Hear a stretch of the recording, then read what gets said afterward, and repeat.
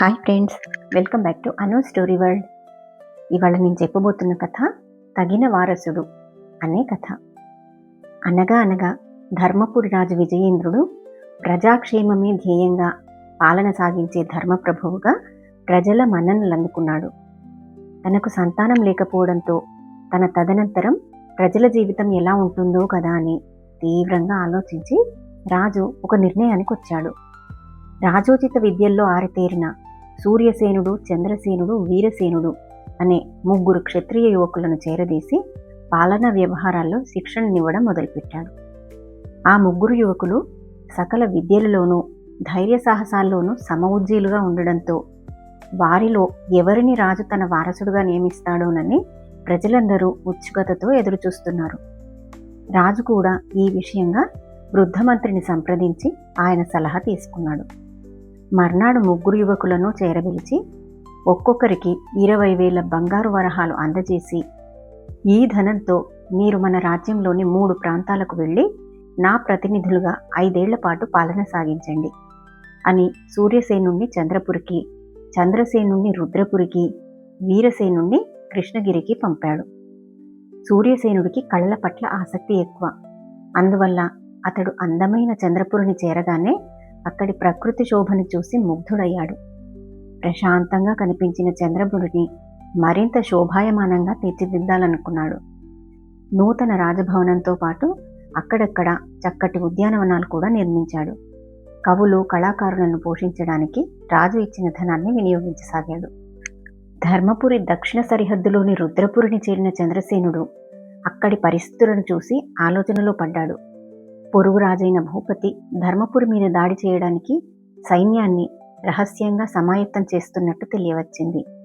దాంతో తను కూడా ఆ ప్రాంతంలోని యువకులను చేర్చుకుని వారికి రహస్య యుద్ధ శిక్షణ ఇవ్వడానికి రాజు ఇచ్చిన ధనాన్ని వినియోగించాడు. ఈ సంగతి తెలియక సరిహద్దులోకి హఠాత్తుగా దండెత్తి వచ్చిన పొరుగురాజు భూపతి సేనలను చంద్రసేనుడి సేనలు ధీటుగా ఎదుర్కొని తిప్పికొట్టాయి. అపారమైన సైనిక నష్టంతో కోలుకోలేనంతగా దెబ్బతిన్న భూపతి చావు తప్పి కన్నులొట్టపోయిన విధంగా అవమాన భారంతో వెనుదిరిగి పారిపోయాడు. ఇక 3వ యువకుడైన వీరసేనుడు రాజప్రతినిధిగా వెళ్లిన కృష్ణగిరి ప్రాంత పరిస్థితులు చాలా భిన్నంగా కనిపించాయి. ఎటు చూసినా ఒక విధమైన స్తబ్దత నెలకొని ఉంది. అధికారులను, ప్రముఖులను పిలిచి వీరసేనుడు పరిస్థితులను అడిగి తెలుసుకున్నాడు. ప్రత్యక్షంగా చూసి కూడా తెలుసుకున్నాడు. పక్షం రోజుల తర్వాత రాజుగారిచ్చిన 20,000 బంగారు వరహాలను 4 భాగాలుగా విభజించాడు. మొదటి భాగాన్ని, అంటే 5,000 వరహాలను అత్యవసర పరిస్థితుల్లో వాడుకోవడానికి అట్టిపెట్టాడు. 2వ భాగాన్ని బాటలు వేయడానికి, నీటి వనరులు సమకూర్చడం, పాఠశాలలు, వైద్యశాలలు నిర్మించడం మొదలైన ప్రజోపయోగ కార్యక్రమాలకు వినియోగించాడు. 3వ భాగాన్ని రక్షణకు, అంటే కాపలా భటులు, రక్షక భటుల నియామకానికి, శిక్షణకు వినియోగించాడు. ఇక 4వ భాగాన్ని బీడు భూములను సాగు భూములుగా మార్చడానికి, చేతి వృత్తులను ప్రోత్సహించడానికి వినియోగించాడు. దాంతో ప్రజలందరికీ చేతి నిండా పనులు కలగడంతో ఆ ప్రాంతంలోని స్తబ్దత తొలగిపోయింది. క్రమక్రమంగా ధాన్య సంపద, పశు సంపద పెరిగి చేతి వృత్తులు అభివృద్ధి చెందాయి. ముగ్గురు యువకులు తన ప్రతినిధులుగా తీసుకుంటున్న చర్యలను గురించి రాజు విజయేంద్రుడు ఎప్పటికప్పుడు తెలుసుకుంటూనే ఉన్నాడు. 5 ఏళ్లు పూర్తి కాగానే మంత్రితో కలిసి తనే స్వయంగా వెళ్లి 3 ప్రాంతాలను పర్యటించి వచ్చాడు. వారం రోజుల్లో ముగ్గురు యువకులను రాజధానికి రమ్మని సందేశం పంపాడు. రాజగురువు సూచించిన శుభముహూర్తం రోజున ముగ్గురు యువకులతో సహా సభ ఏర్పాటైంది. రాజు తన వారసుడిగా ఎవరిని నిర్ణయిస్తాడా అని సభాసదులందరూ ఉత్కంఠతో ఎదురుచూస్తున్నారు. సభను ఒకసారి కలయజూసిన రాజు, జీవిత లక్ష్యం ఆనందం. ఏ మనిషి అయినా ఆనందాన్నే కోరుకుంటాడు. ఆనందం లేకపోతే జీవితమే నిస్సారమవుతుంది. మనిషి ఆనందాన్ని పెంచేవి ఆటలు, పాటలు, కళలు. నేనిచ్చిన 20,000 బంగారు నాణేలను కళల అభివృద్ధి కోసం వినియోగించిన సూర్యసేనుణ్ణి అభినందిస్తున్నాను అన్నాడు. ఆ తర్వాత ఆయన చంద్రసేనుని చూస్తూ, ఏ కళలైనా అభివృద్ధి చెందాలంటే ప్రశాంత వాతావరణం అవసరం.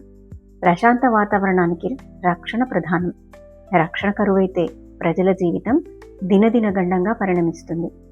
సరిహద్దు ప్రాంతంలో కొంతకాలంగా అశాంతి సృష్టిస్తున్న పొరుగురాజును సమర్థవంతంగా తిప్పికొట్టి రాజ్యానికి వచ్చిన పెను ముప్పును తొలగించిన నిన్ను హృదయపూర్వకంగా అభినందిస్తున్నాను అన్నాడు. ఆ తర్వాత కొంతసేపు మౌనం వహించిన రాజు, రాజ్యాధికారం అలంకారం కాదు, ప్రజలను కన్నబిడ్డల్లా కాపాడే గురుతర బాధ్యత. ప్రజలకు కావలసింది కూడు, గుడ్డ, గూడు, రక్షణ, విద్య. రాజన్నవాడు వీటన్నింటి మీద దృష్టి సారించాలి. తను వెళ్ళిన కృష్ణగిరి ప్రాంత పరిస్థితులను పరిశీలించి అక్కడి ప్రజలను కూడగట్టుకుని వారి జీవితాలకు సిరి సంపదలను, సుఖశాంతులను సమకూర్చడంతో పాటు ఇచ్చిన 20,000 బంగారు విరహాలను 60,000 వరహాలుగా అభివృద్ధి చేసిన వీరసేనుడే ధర్మపురికి కాబోయే రాజు. అతడే తగిన వారసుడు. చంద్రసేనుణ్ణి సేనాధిపతిగాను, సూర్యసేనుణ్ణి కళల అభివృద్ధి అమాత్యుడిగాను నియమిస్తున్నాను. వీరసేనుడి పాలనలో ప్రజలు సుఖశాంతులతో వర్ధిల్లగలరని దృఢంగా విశ్వసిస్తున్నాను అన్నాడు. ప్రజల హర్షధ్వానాలతో సభ మారుమోగింది. అది కథ. కథ కంచికి మనం ఇంటికి. మరిన్ని మంచి కథల కోసం నా ఛానల్ని సబ్స్క్రైబ్ చేసుకోండి. Thank you.